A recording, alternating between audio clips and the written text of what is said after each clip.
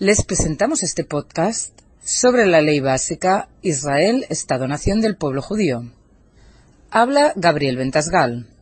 El Parlamento de Israel, la Knesset, aprobó hace pocas semanas la ley básica Israel, Estado del pueblo judío. La aprobó por una mayoría de 62 diputados a favor contra 55 en contra.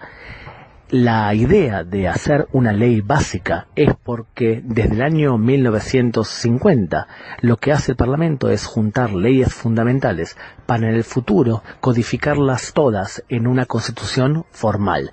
Por el momento Israel tiene una constitución material, significa hay las leyes y se dictan las leyes como si fuese una constitución, pero no es una constitución formal. Ahora la pregunta es, ¿por qué justamente ahora? Principalmente por dos razones. Vamos a dar la primera. La razón fundamental es porque el gobierno israelí actual considera que tras solucionarse el problema con los palestinos a la corta o a la larga, los árabes con ciudadanía israelí van a exigir una autonomía política o cultural o algún tipo de independencia en los lugares en donde son claramente mayoría. Por ejemplo, el Triángulo, en la zona de el Fajem, donde viven aproximadamente 120.000, 150.000 árabes israelíes que se identifican con el lado palestino. Y por lo tanto, lo que dice el gobierno es, dentro de la tierra de Israel, dentro del Estado de Israel, el único pueblo que puede declararse independiente es el pueblo judío. De la misma forma que en España los únicos que pueden ser independientes son los españoles. Y del otro también en Francia los únicos que pueden ser independientes son los franceses. El pueblo judío, que es un pueblo y no solamente una religión, es quien tiene, al tratarse el 80% de su población, el derecho de declararse independiente. De esta forma se protege desde el punto de vista legal que Israel es la cuna nacional del pueblo judío. Y ahora habla Marcelo Kisilevsky. El problema con la ley básica Israel, Estado-Nación del pueblo judío no es lo que dice, sino lo que no dice. Como explica Gabriel, cada ley básica conforma la futura Constitución, que algún día se convertirá en un solo texto, en formato libro, en otro de cuyos capítulos está garantizado ya el carácter democrático del Estado. El problema entonces está en lo político y en lo simbólico, puesto de relieve en un contexto histórico signado por el conflicto y la polarización entre Israel, sus minorías y sus vecinos palestinos en la era Trump. Israel ya es un Estado judío y democrático así como está.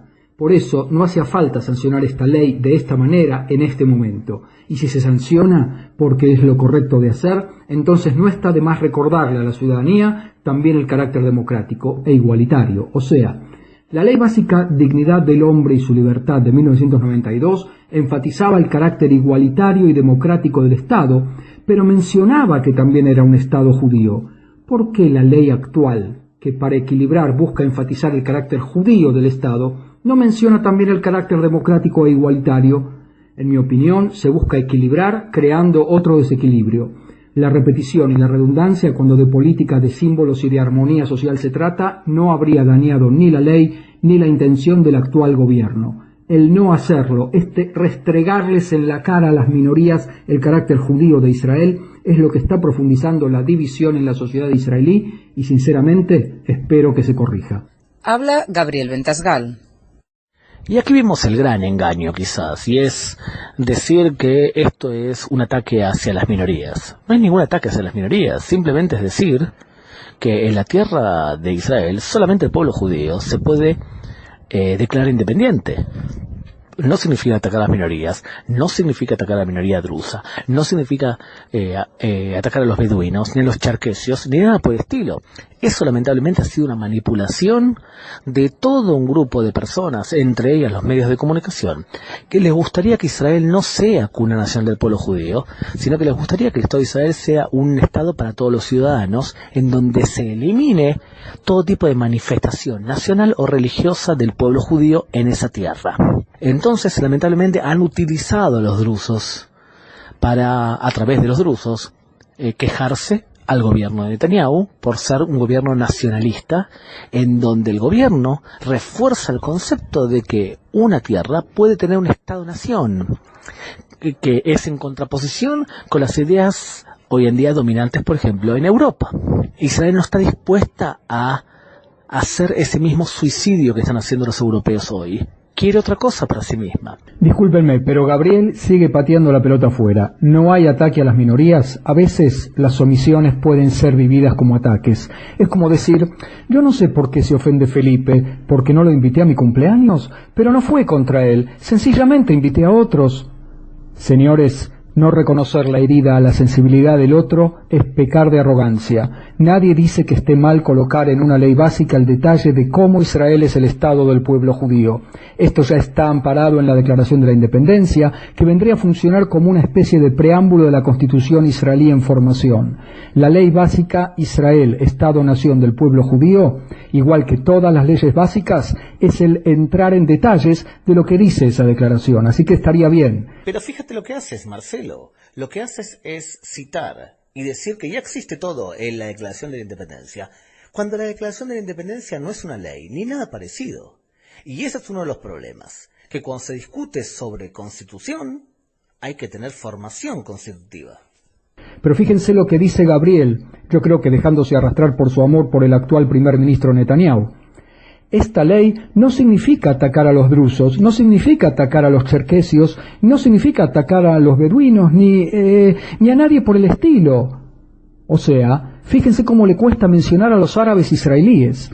Y es precisamente ese el problema. De nuevo, la ley está casi bien. El problema es la omisión. ¿Quieren ser fieles seguidores de Jabotinsky, el mentor intelectual de la derecha democrática israelí? Háganlo hasta el final. Derechos nacionales para el pueblo judío, derechos individuales para todos, o sea igualdad, o sea democracia, y ponerlo en la ley.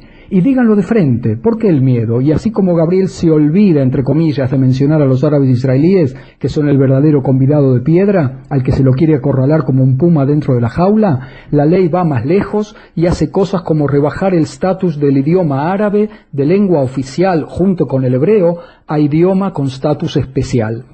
A eso en mi barrio lo llamábamos mostrar la hilacha. Si en los hechos, en la vida cotidiana del israelí, esta ley no cambia prácticamente nada, si Israel va a seguir siendo judío en la medida que se mantenga la mayoría judía, precisamente porque es un país democrático y porque nada le impide ni le va a impedir a un árabe ser primer ministro, entonces, ¿para qué humillar a las minorías de un modo tan innecesario? Yo creo que entre otras cosas, entre otras motivaciones, están las elecciones que se vienen el año que viene, donde nuestro premier y sus ministros, empezando por Naftali Bennett, Ayelet Shaked, del partido religioso sionista Abait Yehudi, compiten por el voto nacionalista. Pero el problema central viene por otro lado. En el año 1992, como bien dice Marcelo, se aprueba una ley básica muy amorfa, que dejó un montón de conceptos abiertos y que ha sido utilizado durante muchos años por jueces activistas de la escuela de Aharon Barak para llevar a Israel a una interpretación de la ley muy activista, muy universalista, en donde se desbalanceaba totalmente los dos conceptos básicos de Israel, judío y democrático, a favor de un concepto universalista bajo la estela de la democracia. Este asunto fue criticado por muchas personas y muchos especialistas. Quizás el más famoso fue el anterior ministro de Justicia, Daniel Friedman, que dijo que en Israel se estaba creando una situación en donde los jueces simplemente a través de las sentencias judiciales estaban neutralizando el carácter judío del Estado de Israel y suplantando a la Knesset, que de alguna manera dejaba espacios abiertos no dictaminando leyes. Esta ley viene a entregarle a los jueces los elementos para poder balancear entre las dos premisas básicas de Estado de Israel, judío y democrático, señalando y reforzando que es el Estado judío. Tengan en cuenta, las personas que no se quejaron durante muchos años del desbalance de que Israel estaba yéndose hacia un polo, ahora se quejan cuando el gobierno intenta balancear. Entonces la pregunta que tenemos que hacernos es legítimo esas quejas? ¿O lo hacen por una cuestión ideológica, simplemente porque no les cabe o no es acorde a lo que ellos piensan que debe ser la realidad de Israel? Y ahora habla Marcelo Kicilevsky. Y toda la filosofía sobre el desequilibrio constitucional, más allá de si ocurrió o no, es pura filosofía argumentativa para tapar motivaciones políticas. Motivaciones políticas que en mi opinión son peligrosas y que acercan al ya de por sí delicado entramado social israelí a un desgarramiento que sinceramente espero que no sea definitivo. Nos vemos en la próxima.